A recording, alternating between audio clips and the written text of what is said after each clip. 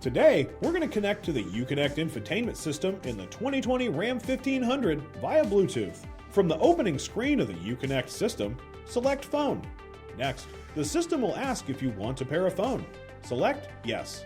At this point, make sure that Bluetooth is turned on and set to Discoverable on your mobile device. The Uconnect system will display a 4-digit PIN number.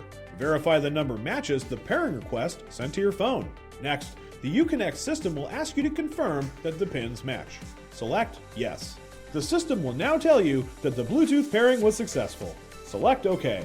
A prompt will appear on your phone asking if you would like to import your contacts into the Uconnect system. Select Yes. Congratulations! You are now successfully connected. Be sure to tune into the other videos in our 2020 Ram 1500 model series. As always, thanks for watching.